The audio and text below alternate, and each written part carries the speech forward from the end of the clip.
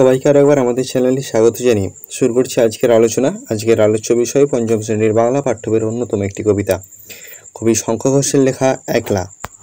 প্রথমেই আমরা কবি সম্বন্ধে কিছু কথা জেনে নিই, দেখে নেওয়া যাক কবি পরিচিতি। আমাদের আজকের আলোচ্য কবিতা একলা এর কবি হলেন শঙ্খ ঘোষ, যিনি 1932 সালে জন্মগ্রহণ করেন। বিশিষ্ট প্রাবন্ধিক, কবি এবং অধ্যাপকও বটে। আধুনিক যুগের এই প্রখ্যাত কবির জন্ম হয় চাঁদপুর, বাংলাদেশ, যেটা এখন বাংলাদেশ। প্রথম কাব্যগ্রন্থ দিনগুলি রাতগুলি, এছাড়াও তিনি লিখেছেন নিহিত পাতাল ছায়া, বাবরের প্রার্থনা, পাঁজরে দাঁড়ের শব্দ প্রভৃতি। ছোটদের জন্য লিখেছেন ছোট্ট একটা স্কুল, অল্প বয়স কল্প বয়স, শব্দ নিয়ে খেলা, সকাল বেলার আলো, সুপরিবনের শাড়ি, শহর পথের ধুলো ইত্যাদি। তাঁর লেখা প্রবন্ধের বই হিসেবে আমাদেরকে লক্ষ্য অবশ্যই রাখতে হবে কালের মাত্রা ও রবীন্দ্র নাটক, ছন্দময় জীবন ইত্যাদি।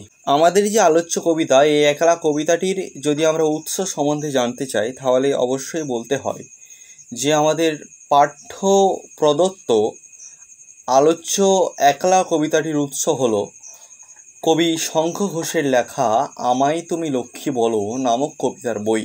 অর্থাৎ কবি শঙ্খ ঘোষের লেখা আমায় তুমি লক্ষ্মী বলো নামক কবিতার বই থেকে আমাদের এই একলা কবিতাটি গৃহীত হয়েছে। ফিরছি মূল পাঠ্য আলোচনায়। আজকের আমাদের কবিতার নাম একলা। এই একলা শব্দটার অর্থটা কি আমাদেরকে সবার প্রথমে সেটা জানতে হবে। এই একলা কবিতাটির যে নামকরণ, এই একলা শব্দটির অর্থ হলো একা। যখন তুমি একদম একাকী বসে আছো বা একাকী আছো, তোমার কাছে তোমার বাবা মা কেউ নেই, সেই সময়টাকে বলা হয় একলা। এই একলা কবিতাটির এখন আমরা পুঙ্খানুপুঙ্খ বিশ্লেষণ করব। তোমরা অবশ্যই সামনে বই এবং সাইডে একটা খাতা এবং একটি পেন খুলে রাখবে, প্রয়োজনীয় তথ্যগুলি নথিভুক্ত করবে খাতায়, অর্থাৎ নোটস করে রাখবে। আমি যখন একলা থাকি তখন কি আর একলা থাকি জানো? তখন সঙ্গে থাকে কারা? কবি বলছেন কবি যখন একলা থাকেন তখন কি তিনি একলা থাকেন? তখন কবির সঙ্গে কারা থাকে সেটা কি তোমাদের জানা আছে? সেটাই তিনি বলছেন।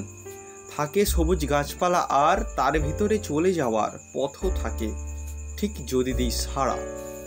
কবি বলছেন তিনি যখন একলা থাকেন তিনি তখন শুধুমাত্র একা থাকেন না, তার সঙ্গে কারা কারা থাকে? সবুজ গাছপালা থাকে এবং সেই সবুজ গাছপালার ভিড়ে চলে যাবার মতো পথ থাকে। ঠিকঠাকভাবে তিনি যদি প্রকৃতির ডেকে সাড়া দেন তাহলে সেই সমস্ত কিছুই যেন তার সঙ্গ দেয়, তার একাকিত্বটাকে ভঙ্গ করে, তার একা থাকার যে সময়কালটা সেই সময়কালটাকে সঙ্গীপূর্ণ করে তোলে। একটা আছে কাঠবেড়ালি আমার দিকে তাকাই খালি, এদিক ওদিক টানতে থাকে আমায়। একটা কাঠবেড়ালি থাকে ওই বনের মধ্যে, সেই কাঠবেড়ালিটা শুধু যেন কবির দিকে বারে বারে তাকায় এবং কবিকে টানতে থাকে। মানে কি, যে কবিকে কি এসে হাত ধরে ধরে টানবে? না, কবিকে বা কবি যেই দিক দিয়ে দেখছে কবির দৃষ্টিভঙ্গিতে এমনভাবে কাঠবেড়ালিটা ধরা দেয় বা কবির দেখার জায়গার মাধ্যমে যেন বারবার কাঠবেড়ালিটাকেই দেখতে ইচ্ছে করে। কাঠবেড়ালিটাই যেন কবির বারবার নজর কাড়ে, কাঠবেড়ালিটাই যেন বারবার কবির দৃষ্টিকে তার নিজের দিকে টেনে আনে। সেই জন্যেই কবি বলছেন একটা আছে কাঠবেড়ালি আমার দিকে তাকাই খালি, এদিক ওদিক টানতে থাকে আমায়। যেই না তাকে ধরতে যাব ভুলিয়ে দেয় সে সব হিসাবও, ছুট দেয় আর কেই বা তখন থামায়। যখনই কবি ওই কাঠবেড়ালিটার প্রতি মুগ্ধ হয়ে কাঠবেড়ালিটাকে ধরতে যান তখন কাঠবেড়ালি ছুটে চলে যায় এবং কবির ধরার যে হিসেব, যে এইভাবে গেলে আমি কাঠবেড়ালিটাকে এইভাবে ধরে নেব, সব হিসাব যেন কবিকে ভুলিয়ে দেয়। এই জায়গাটা আরেকবার বললাম, যেই না তাকে ধরতে যাব ভুলিয়ে দেয় সে সব হিসাবও, ছুঁড় দেয় আর কেই বা তাকে থামায়। কবি যখন এই কাঠবেড়ালিটাকে ধরতে যান তখন তিনি যেই মনোভাব নিয়ে, যেই বুদ্ধি বা যে প্ল্যান নিয়ে তিনি ধরতে যাচ্ছিলেন, আর সেই বুদ্ধি তার সেই চিন্তাভাবনাকে সব নষ্ট করে দেয়। ধরো একটা কাঠবেড়ালির সামনে আছে, তুমি তাকে ধরতে গেলে তুমি মনে মনে ভাবছো আমি আস্তে আস্তে গিয়ে তার লেজটাকে ধরে নেবো, ধরে নিয়ে আমি তাকে কাঠবেড়ালিটাকে ধরে নেবো। কিন্তু তুমি একটু এগোতে দেখলে কাঠবেড়ালিটা এমন ছুটে পালিয়ে গেল, তুমি লেজ তো ছাড়, তাকে তুমি দেখতেই পেলে না। লেজ ধরা তো একদম অনেক দূরবর্তী কথা। ঠিক সেই রকম কবি যখন আশাপ্রদ হয়ে কাঠবেড়ালিটাকে ধরতে যান, তখনই কাঠবেড়ালিটা ছুটে পালিয়ে গিয়ে কবির সব হিসাবকে গুলিয়ে দেয়। সেই ছুটে ছুট লাগাই জোরে, এই মাটিতে এই পাথরে, কদ্দূরে কেউ জানতে পারে না তা। সেই যে কাঠবেড়ালি ছুটে যাচ্ছে, সেই কাঠবেড়ালির পিছু পিছু যখন কবি ছুটছেন, কি প্রত্যক্ষ করছেন? যে এই ছুটটা কখনো কখনো কোনো মাটির উপর হচ্ছে, কখনো কখনো পাথরের উপরে।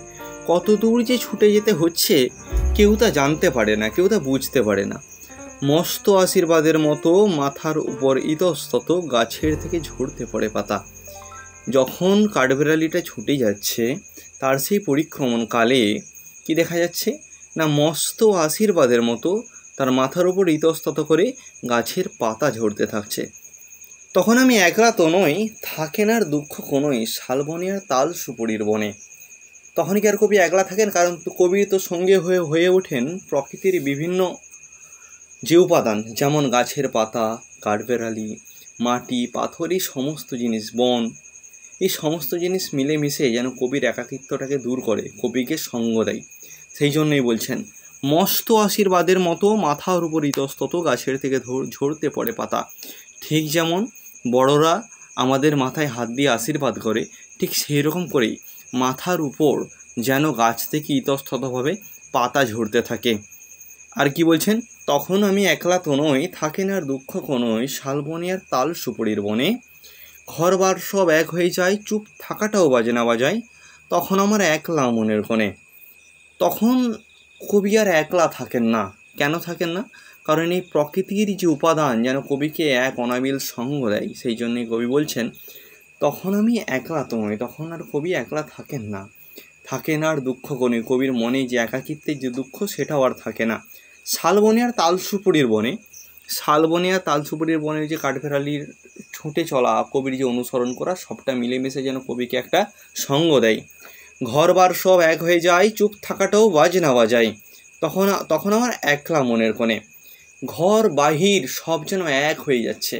ঘরে থাকা, সবার একসঙ্গে থাকা, ঘরের বাইরে যাওয়া, একাকিত্বে থাকা, এইসব যেন কিছু আর থাকছে না। ঘর বাইরে সব জায়গায় যেন কবির সমান সঙ্গী পাচ্ছেন। কবির যে একাকিত্ব, কবির যে চুপচাপ বসে থাকা, সেটাও যেন কবির মনে সুন্দর একটা বাজনার সৃষ্টি করছে, সুন্দর একটা সুরের সৃষ্টি করছে। তখন এই যে বলছে না, চুপ থাকাটাও বাজনা বাজাই, তখন আমার একলা মনের কোণে। কবির একাকিত্বে মাখা যে মন, একাকিত্বে ঘেরা যে মন, সেই মনের কোণেও যেন চুপ থাকার বাজনাটা বারবার বেজে যাচ্ছে। আশা করি তোমরা সম্পূর্ণ কবিতাটা খুব সুন্দর করে বুঝে গিয়েছো।